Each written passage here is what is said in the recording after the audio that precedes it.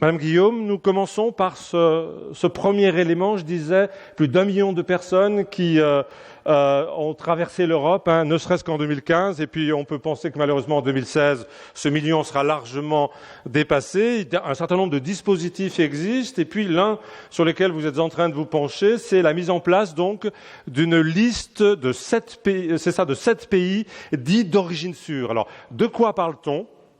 Quel est l'objectif? Et puis finalement, alors je sais bien que ce n'est pas la seule réponse, mais est-ce une réponse pertinente à la question qui nous est posée? Non. Ok, c'est clair. Voilà.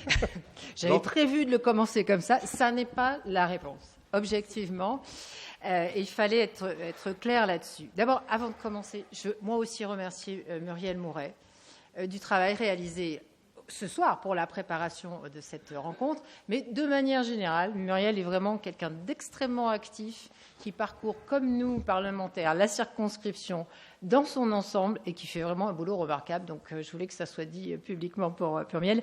Et remercier également la mairie du 3e, représentée notamment par Jérôme et de ses propos aimables de tout à l'heure, mais je le reconnais bien là. Non, ce n'est pas une réponse. Une liste européenne de pays d'origine sûre. Alors après, je ne vais pas dire dans le détail, je dirais juste POS, ça sera plus rapide pour tout le monde. Ce n'est pas une réponse parce que je pense qu'on est dans la proposition qui a été faite à un moment donné par la Commission européenne de constituer cette liste européenne part d'une confusion. Alors je ne dis pas que la Commission a fait une confusion, mais dans toutes ces difficultés, dans tout ce que nous rencontrons maintenant, à un moment donné, ce concept est sorti et manifestement, on se trompe de concept. Parce qu'un pays d'origine sûre, en gros, et j'ai été dans mon précédent mandat obligé de travailler sur ce concept. Je me suis occupée d'une directive qui s'appelait la directive procédure et on abordait cette question-là. Globalement, un pays d'origine sûre, qu'est-ce que c'est? C'est un pays qui est dit sûr parce qu'il a un système démocratique qui le gouverne. Parce qu'il n'y a pas de persécution à l'égard de ses ressortissants. Parce qu'il n'y a pas de torture, pas de traitement, punition, de traitement inhumain ou dégradant. Pas de menace de violence, pas de conflit armé. Ça, c'est évidemment la directive beaucoup plus longue, mais la définition résumée, c'est celle-ci. Or, dans la situation que nous rencontrons maintenant, il y a une origine. Les Syriens, ils ne viennent pas à travers la Turquie ou bien par la mer, simplement pour le plaisir de quitter la Syrie. Il y a depuis 5 ans, quelqu'un l'a rappelé tout à l'heure, une situation de guerre avec toute une série d'exactions qui font que les gens partent. Donc manifestement, en termes de public et en termes de structure de gouvernement, on n'est pas tout à fait dans le cadre. Mais cette proposition de la Commission, hormis de n'être pas sur le public dont on va parler ultérieurement, elle a d'autres inconvénients. Je vais essayer d'être rapide et puis effectivement on pourra passer à des concepts plus larges. Avoir une liste, enfin avoir un pays qui est dit d'origine sûre, ça dit donc que celui qui en sort est tout de même présumé être en sécurité dans son pays d'origine. Et il n'a donc pas besoin, a priori, d'avoir une protection internationale au nom de l'asile ailleurs, dans l'Union ou ailleurs. Donc, je crois qu'il faut aussi appeler un chat un chat. Quand on parle de pays d'origine sûre, quand ce concept est utilisé, il faut comprendre que ça sert aussi à lutter d'une certaine manière contre l'usage abusif, je mets des guillemets, ou inapproprié, je remets des guillemets, des procédures d'asile. Or, nous savons que ça existe effectivement. Ce concept, venir d'un pays d'origine sûre, ça a un certain nombre de conséquences. Évidemment, pour le demandeur lui-même, j'en dirai un mot, mais aussi pour les pays concernés, puisque les pays concernés peuvent se prononcer à la frontière, dans des zones de transit, sur le fond de la demande. Et pour la personne qui demande à ces titres-là et qui vient d'un pays d'origine sûre, on ne peut pas lui opposer non plus un retour immédiat, comme malheureusement ce qui sera sans doute en train de se passer dans le cadre de l'accord Union européenne-Turquie dont on parlera tout à l'heure. Le fait de venir d'un pays d'origine sûre veut quand même dire que vous avez droit à un examen de votre situation. Donc, ce droit existe, il s'exerce de façon plus rapide. Les procédures dont on a dit, à juste titre, qu'elles étaient souvent beaucoup trop longues s'agissant de l'asile et singulièrement beaucoup trop longues ici dans notre pays, jusqu'à 2 ans il y a encore quelques années, et je ne suis pas bien sûr qu'on soit loin encore maintenant, mais ça a un peu réduit. Jean-François nous en dira certainement quelques mots. Cet examen individuel plus rapide existe aussi. Donc des garanties existent et on reste vraiment sur une base individuelle. Là aussi, ce terme, je le dis à ce stade de façon objectivement pour l'avenir, puisque dans la suite de ce débat, on parlera certainement aussi des demandes individuelles, de la base individuelle de tout ça. Dans la directive dont je me suis occupée au précédent mandat, on a seulement parlé de liste nationale de pays d'origine sûre. On en a en France. C'est une liste qui contient 16 États à ce stade. C'est une liste qui varie de temps en temps, Jean-François le sait bien. Ça risque de varier à nouveau dans les temps qui viennent, mais pour l'instant, la France dispose d'une liste nationale de pays d'origine sûre de 16 membres. Et puis il y a des pays qui n'en ont pas du tout, qui n'utilisent pas du tout ce concept. Il y a des États membres qui ne l'utilisent pas. D'autres ont un État sûr sur leur liste. Donc c'est une toute petite liste. La Bulgarie, je crois, la Turquie comme pays d'origine sûre. Je vais poursuivre sur la Turquie tout à l'heure. Et il y a des pays qui ont des listes extrêmement larges, dites utiles, avec, où on signale que les États-Unis, par exemple, le Canada, sont des pays d'origine sûre. C'est un peu nécessaire de le dire, vous comprenez ?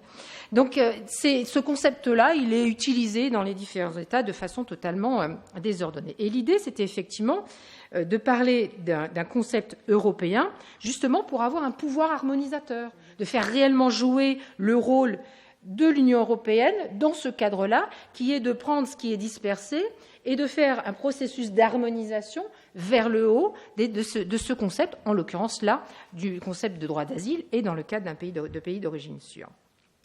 Nous, on avait souhaité au Parlement européen, dès le mandat précédent, avancer sur cette question harmonisatrice et aborder la question d'une liste européenne. Et on n'avait pas réussi parce qu'au bout des négociations, les États membres, pas dans leur ensemble, mais beaucoup d'entre eux, n'avaient pas souhaité aller sur ce terrain et n'avaient pas fait preuve de la solidarité nécessaire déjà, et là aussi j'anticipe sur les débats suivants, vis-à-vis de cette liste de pays d'origine sûre. Donc des pratiques disparates, 12 pays de l'Union qui ont des listes nationales, avec des nombres de pays, je vous l'ai dit, concernés qui est très différente, une approche du concept qui est différente, une appréciation de la situation aussi des pays sûrs qui est extrêmement différente. Par exemple, j'ai noté que certains pays comme la Bulgarie, la France, l'Allemagne, Malte et la Slovaquie considèrent que le Ghana est un pays d'origine sûre. Mais d'autres, comme le Luxembourg ou les îles britanniques, considèrent que ça n'est sûr que pour les hommes et que ce n'est pas sûr pour les femmes. Non, mais la distinction peut avoir son importance. J'imagine que vous voyez pourquoi, effectivement.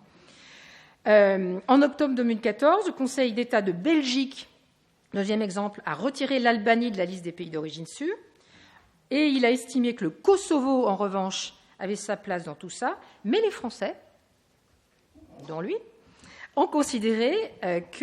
avaient considéré quelques semaines auparavant avaient tiré la conclusion radicalement inverse, en retirant le Kosovo de la liste française de pays d'origine sûre, mais en y maintenant l'Albanie. Donc, vous voyez, un concept vraiment à la fois tout à fait précis pour ce qu'il recouvre, mais utilisé de façon totalement disparate. Donc, il y a une proposition législative qui a été faite par la Commission en septembre, dans un paquet d'autres propositions dont je vous passe les détails, avec, à ce stade, le corps d'un texte qui sera un règlement et une annexe avec 7 États concernés par cet embryon de liste européenne de pays d'origine sûre. Ces 16 pays en question étant, de nouveau, l'Albanie, la Bosnie-Herzégovine, l'ancienne République yougoslave de Macédoine, le Kosovo, le Monténégro, la Serbie et la Turquie. Et vous aurez repéré 6 États des Balkans et la Turquie. Donc avec l'objectif, effectivement, d'accélérer dans l'ensemble de l'Union européenne le traitement des demandes d'asile individuelles. Je ne voudrais pas être trop longue, mais je veux quand même signaler des interrogations qui sont un peu plus que des interrogations s'agissant de ce texte. Vraiment des réserves. Des réserves, je n'y reviens pas sur la confusion et le fantasme autour du concept de pays d'origine sûre, qui est souvent confondu avec un autre concept qui est celui de pays tiers sûrs. Quand on parle, je disais tout à l'heure, quand on parle de pays d'origine sûre, on parle des nationaux. Donc en l'espèce, là, on va parler de ressortissants albanais, bosniaques, macédoniens, kosovars, monténégrins, serbes, turcs. On ne va pas parler de ceux qui viennent d'un pays tiers sûr, qui auraient traversé l'un de ces pays, qui auraient traversé par exemple la Turquie, pour essayer d'aller au-delà de la Turquie. Donc, il y a une confusion entre pays d'origine sûre et pays tiers sûrs, et peut-être que la Commission européenne a pensé que pour traiter la situation de ceux qui venaient de Syrie ou d'ailleurs, d'Afghanistan, de Pakistan ou même du Maghreb et qui étaient en Turquie, on pouvait penser que si la Turquie est un pays d'origine sûre, pourrait être un pays tiers sûr aussi, et que tout ce petit monde pourrait être renvoyé. Donc, un concept qui est d'ordre de la confusion. Pas d'impact harmonisateur vraiment avéré s'agissant de cette proposition, puisque d'un côté, on continuerait d'avoir une liste européenne de pays d'origine sûre, et à côté des listes nationales. Moi, sincèrement, si les deux coexistent, et que les passages ne se font pas dans un sens et dans l'autre, c'est-à-dire qu'on peut retirer ou ajouter selon où on se trouve dans un État national sans tenir compte de la liste européenne, je ne vois pas vraiment quelle est la vocation harmonisatrice de cette liste de pays d'origine sûre. Et puis, de grosses interrogations et de grosses réserves, c'est sans doute aussi le cœur du problème, sur l'évaluation qui est faite de ce que c'est un pays d'origine sûre. Sur quoi ça repose? Qu'est-ce qui fait qu'on peut dire tel, celui-ci,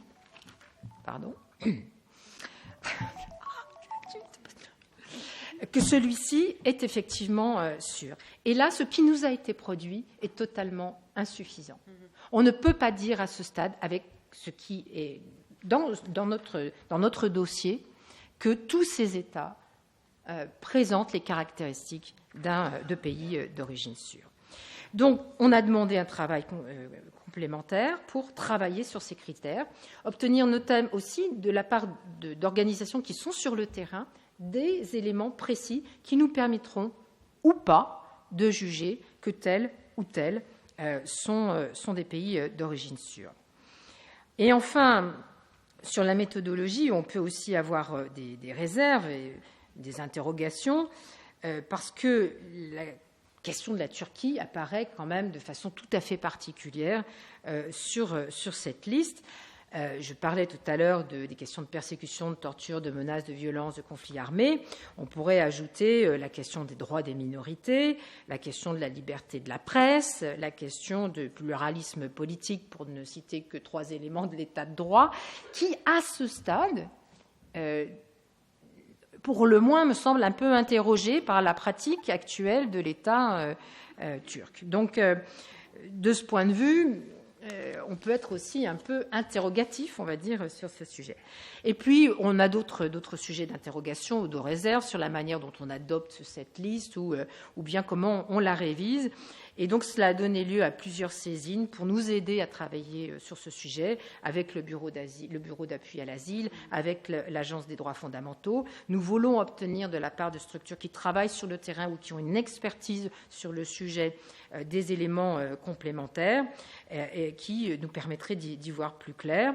En tout état de cause, ce dont je suis sûre, c'est que on ne peut pas nous obliger à aller vite sur cette question, à bâcler le travail sur ce concept, parce que ça n'est pas qu'un concept, on parle de gens, on parle de personnes qui, à un moment donné, franchiront des frontières, elles et leurs familles, pour essayer de trouver refuge. Et donc, leur situation doit être examinée correctement, de manière à prendre une décision éclairée. Et à ce stade, nous avons trop d'interrogations pour permettre cela. Ce dont je suis sûre également, c'est que ce dossier n'est pas la solution à ce que nous rencontrons en ce moment vis-à-vis de la crise humanitaire, la crise migratoire, appelons-la comme vous le voulez aussi, souvent par périphrase. Et donc, il ne faut pas surestimer le potentiel de ce texte-là.